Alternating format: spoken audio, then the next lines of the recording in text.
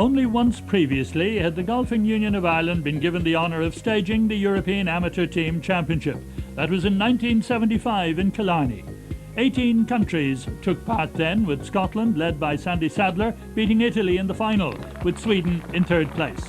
It was a memorable occasion in the most picturesque setting, but once again the host country failed to take the title. Indeed, in the 19 championships since the inaugural event in 1959, the home side has never won. Not that it mattered much to the happy Scots. And the Scots were back as defending champions among the 22 countries competing in the 1997 championship at the majestic and testing Portmarnock Club. The entry swelled by the inclusion of Croatia, Slovakia and Estonia, epitomising the spirit of participation at top amateur international level. The newcomers faced extremely difficult opposition, but the successors to former internationals like Jose Maria Olazabal, Sandy Lyle, Philip Walton, Padraig Harrington and Paul McGinley, to name but a few, were preparing with their team captains for an event of the highest quality. Although the Scots had opted for a union committee man to captain the side, they felt they had the team to retain the crown. England, as ever, were confident, and Spain were looking hopefully for their first ever win. But with men like Noel Fox on his home course, Ireland knew they had a great chance in this major event. It's a very big event. Logistically, it was huge. We started 2 years ago, and we started booking hotels in the area, and we have all the major hotels booked out for the last 2 years. And we went from that to getting together a committee comprising some of my colleagues in the Golfing Union, some members of Portmarnock, and the two together we combined to make a very good working team. And we've been working on this now all out for the last 12 months. Portmarnock had been prepared magnificently, but the strong wind and almost winter-like temperatures presented a formidable challenge to the players over the first 2 days of stroke play. Each team of 6 players played 36 holes, with the 5 best scores in each team counting. The leading 8 teams then would qualify to play for the top 8 places in the championship. A lot of pressure then on the players, as Padraig Harrington acknowledged. Yeah, this is a tough golf course. It's set up difficult pin positions, heavy rough, new back tees, and then to put on top of that you've got extremely cold, windy day and a lot of showers as well. Very awkward, very difficult. In fairness, the Irish lads are controlling it well and doing well in it. Some of the other teams are suffering, but it's nice to see anyway. I know they say one of the biggest differences between amateur play and professional play is the ability to concentrate. It must be very difficult for the Irish players playing with players who are unused to this level of competition. I'm thinking of some of the Eastern Europeans. Well, the Eastern Europeans have to start somewhere, so it's nice to see them in the event. It just requires a little bit more discipline for the Western Europeans, GB&I teams, to put a bit more effort into it, a little bit more discipline to mind their own game and to be polite at all times. Ireland's Keith Nolan had given the home side a marvellous start with a brilliant round of 70 on the first day, and the Bray clubman's score helped Ireland to lead the field by 4 shots after day 1. It was probably the best round that I think I've played, because the fact that I didn't make any bogeys. I mean, I played as well as I've ever played, I think, yesterday. You said that you couldn't remember a round in competition where you hadn't any bogeys. Yeah, I mean, it's difficult enough, and then when the wind is blowing and you're playing a championship course like Portmarnock, I think it was just one of those special rounds, I think. The experience of playing for yourself and for your own card, but also as part of a team, that's something different, isn't it? I think having spent 4 years in America, and that's the same kind of concept, only it's 4 scores to count out of 5. I think that probably helped me a lot this week, and maybe Richie Coughlan as well. How about the American experience? Do you feel that has really brought your game on? I think it maybe matured a bit. 4 years over there, away from home, I think helps you grow up a little bit. And we spent 7 days a week on the course in America, which is a lot, but I mean, you get the rewards because of it. With the wind blowing even more strongly on day 2, Noel Fox came into his own, and his 74 was the best of the day. He finished 1 ahead of Peter Lawrie and 1 behind Nolan. Ireland 1, 2 and 3 in the individual and leaders into the top flight as a team. A wonderful achievement. I'm very fortunate that it is on my home track because I've played this place hundreds of times, and if I get in trouble I know what to do and know where to hit it and how to extract myself, whatever. But very enjoyable, nice to play well today.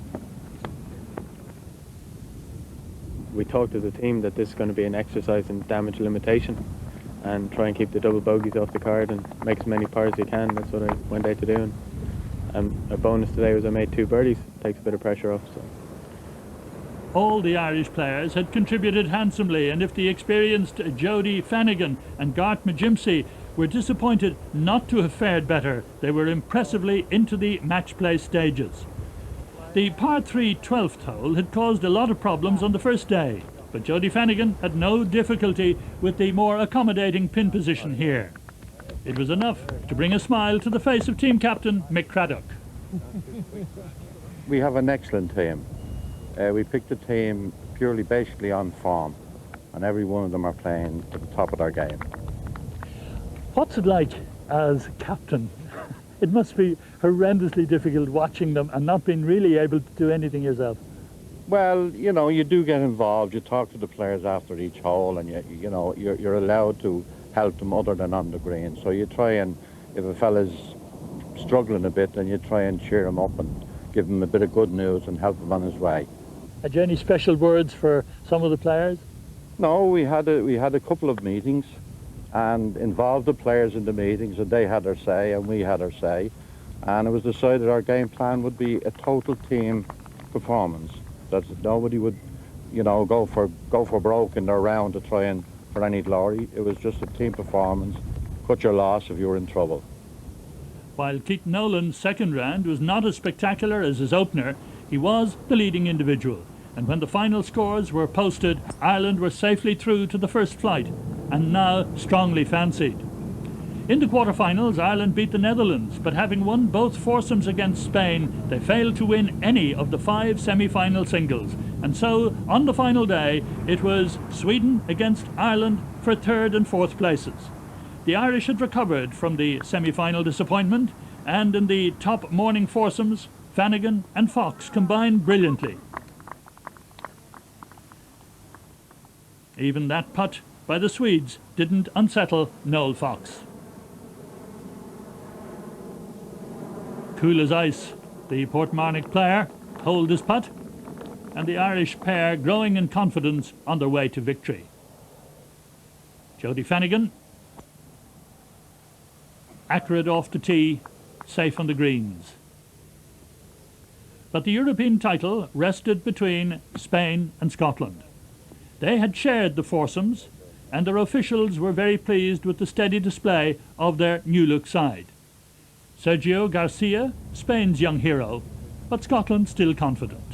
Yeah, we were pleased to win 2 years ago, and we did think that was a possibility we could defend, because although we'd lost a number of our players to the professional ranks, the players who have come in and made up the numbers have really performed particularly well. So we came with a little bit of expectation. First match against Iceland was very tough. The Icelandic team played very well indeed. The conditions suited them, I must say, but they're excellent golfers, and they acquitted themselves very well. Now, when it comes to selection of the team and your composition of the foursomes and the singles, how did you go about it? Well, we've been sticking with the same foursomes throughout the matches we've had the last couple of years, really. We don't like to chop and change them too much and try and get a stability about the foursomes, so they know each other's play and how they're playing. So if they're playing well, we tend to stick with the same foursomes. Garcia and Sanchez were Spain's foursomes winners over Rankin and Watson, but Barclay Howard and the outstanding Stephen Young levelled it for the Scots. Young, who has won the Irish Youths Championship twice, went on to face the great Sergio Garcia in the top singles. We have Sergio Garcia, which is a very, very good player. He plays normally in the continental courses, and so he's used to have backspin.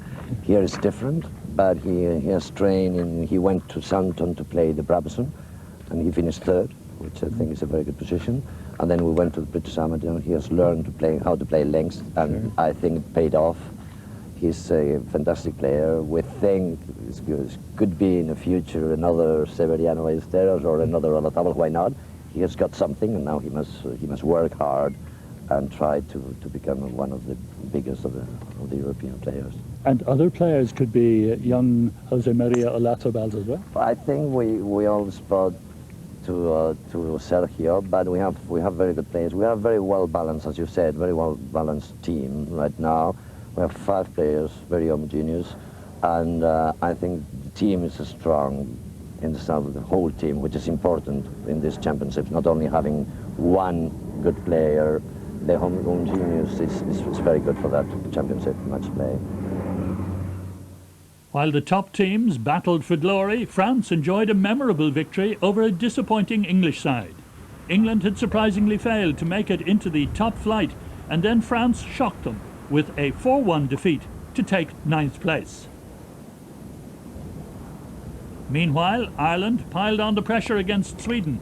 In contrast to their form against Spain, the Irish enjoyed themselves on the greens and the putts began to drop. That was one for Keith Nolan. But little seemed to go right for Sweden. So close, but not in. And Nolan went on to win by 3-2. Meanwhile, Jody Fanagan back to his best form again. Beautifully weighted approach, and although Eliasson showed good form on the greens, Fanagan was the winner by 3-1.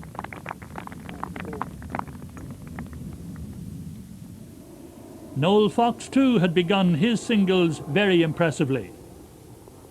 He was to go on to have his match with Stenson and Ireland to win by 5.5 to 1.5.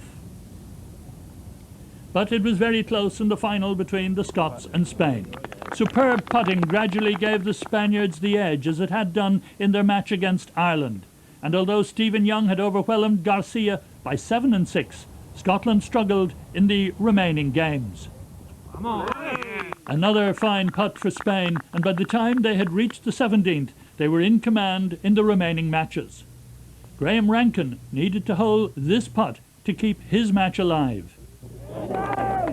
A great effort, and the battling Scot then had another anxious moment on the 18th, when Sanchez could have clinched it. So all Rankin had to do was to tidy it up, and they were to go to the 19th. Eventually, they agreed to share the spoils. But that was Scotland's only remaining joy in the singles. Michael Brooks needed a birdie here to hold back Aguero. A good effort, but just a little too far. And so Juan Carlos Aguero had only to sink the putt to clinch the point. And so, with Craig Watson beaten in the last match, Alistair Forsyth needed a miracle chip to save the Scots. It was close, but that was never going to be enough. And so, Raul Queiroz only had to leave it dead to clinch the title for Spain. Spain then, the European team champions for the very first time. Ireland third, defending champion Scotland second, and delighted Spain, winners of a great event. Outstanding success as far as we're concerned, and not alone the delight that we've shown in what we think our success, but that the Europeans and equally all the visitors who have arrived here have said the organisation of the Irish has been superb, and we're only delighted with that.